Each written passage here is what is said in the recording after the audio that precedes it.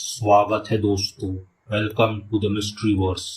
आज हम बात करने जा रहे हैं दुनिया के टॉप 5 रियल लाइफ में भी मॉन्स्टर्स के बारे में। तो तैयार हो जाइए और चलिए इस डरावनी जर्नी की तरफ। तो चलिए चलते हैं हमारी पिक नंबर 1 की तरफ, द रेक। दोस्तों, द रेक का पहला इंसिडेंट सन 1691 में लिखी गई किताब द मराइनर्स लॉग से आता है। हालांकि मॉडर्न टाइम्स में इसको लाइमलाइट तब मिली जब सन 1964 के एक सुसाइड नोट में ऑथर ने लिखा था कि उसे रेक ने कई बार रात के वक्त टॉर्चर किया, जिसके चलते उसने आत्महत्या कर ली। उसके बाद से द रेक इंटरनेट क्रीपीपास्तास का अहम हिस्सा बन गया। दोस्तों, इसके लुक्स की बात की जाए तो ये काफ़ी लंबा होता है। इसकी पेल स्किन होती है, इसकी 2 बड़ी बड़ी काली चमकीली आंखें होती है और एक 4 पैरों पर चलता है।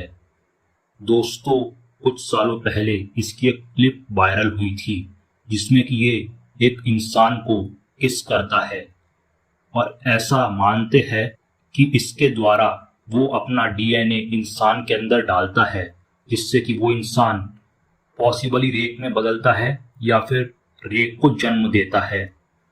दोस्तों, रेक से बचना बहुत ही मुश्किल है क्योंकि उसमें सुपर ह्यूमन स्ट्रेंथ के साथ साथ बहुत स्पीड भी होती है।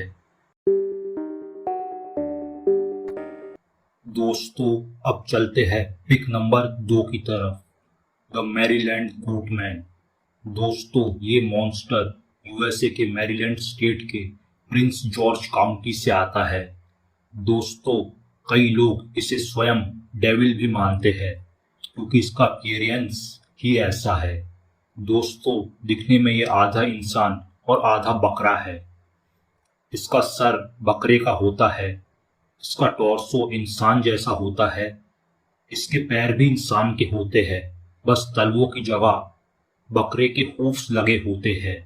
दोस्तों, साइज की बात की जाए तो ये 6 से 8 फीट लंबा बताया गया है और ऐसा बताया गया है कि ये हाई पिच्ड स्क्वील्स या चीखें निकालता है।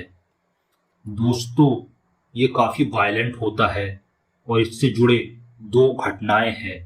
पहली घटना सन 1973 में घटी थी जब 2 टीनेजर्स एक जंगल के बीच से कार चला रहे थे।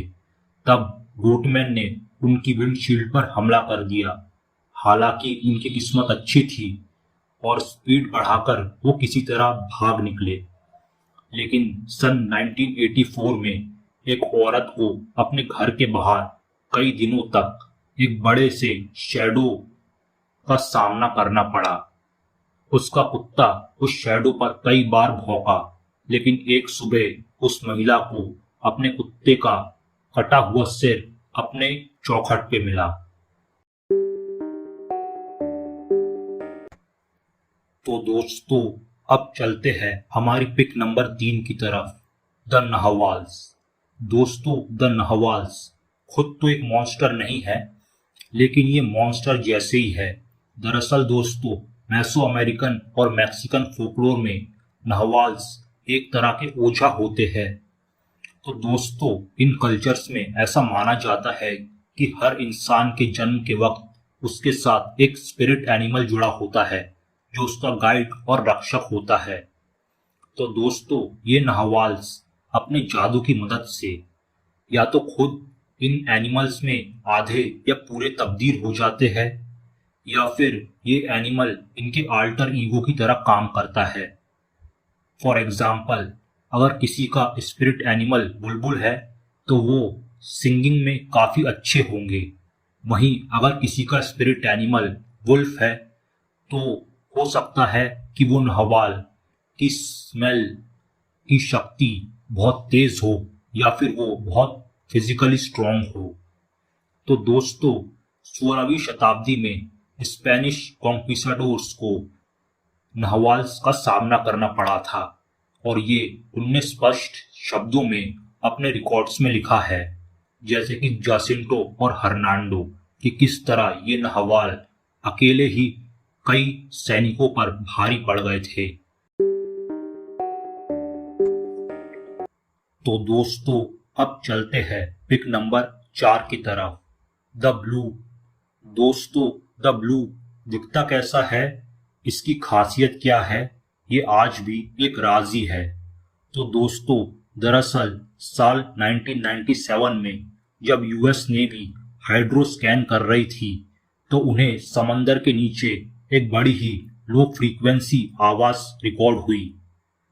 तब के समय साइंटिस्ट ने ये बताया कि हो सकता है कि ये एक बड़े से आइसबर्ग के फटने की आवाज हो या फिर ये आवाज किसी बहुत ही बड़े सी क्रीचर की हो। इसके बाद सन 2012 में इस पर और शोध हुआ और वैज्ञानिकों ने ये पूरा स्पष्ट कर दिया कि ये आवाज एक बड़े से क्रीचर की ही है। हालांकि ये क्रीचर कितना बड़ा है इसको लेकर बहुत बहस छिड़ी हुई है, पर दोस्तों हम ऐसा मान सकते हैं कि इस क्रीचर की लंबाई 250 फीट या उससे ज्यादा ही है। दोस्तों अब चलते हैं हमारी लास्ट पिक की तरफ, द चुपाकाब्रा, जिसका अर्थ होता है खून चूसने वाला। क्योंकि दोस्तों ये मॉन्स्टर लाइव स्टॉक जैसे कि भेड़ बकरियों का खून चूसकर उन्हें मारने के लिए काफी बदनाम है। दोस्तों ये मॉन्स्टर मैसो अमेरिकन कल्चर से आता है और इसकी पहली न्यू एज रिकॉर्डेड साइटिंग सन 1995 में प्यूर्टो रिको में देखी गई थी। इसके बाद ये क्रीचर लैटिन अमेरिका के कई देशों से लेकर रशिया तक देखा गया है। दोस्तों इसके साइज के बारे में काफी बहस है। लोग कहते हैं कि एक छोटे भालू जितना बड़ा होता है, वहीं कुछ लोग इसे कंगारू की तरह 2 पैरों पर चलने वाला बताते हैं, वहीं कुछ के लिए एक 4 पैरों पर कुत्ते की तरह चलने वाला जीव है। हालांकि इन सभी डिस्क्रिप्शंस में एक बात कॉमन है कि इसकी रीढ़ की हड्डी काफी उभरी हुई होती है और इसकी 2 बड़ी बड़ी लाल चमकती आंखें होती है। दोस्तों ऐसा मानते हैं कि चुपाकाब्रा में मैजिकल पावर्स होती है और ये कभी भी अदृश्य हो सकता है। तो दोस्तों ये था आज का वीडियो, ये कैसा लगा मुझे ज़रूर बताएं और नेक्स्ट वीडियो का टॉपिक भी ज़रूर सजेस्ट करें। ऑलराइट दोस्तों अब मैं चलता हूँ, अपना ध्यान रखिएगा, बाय।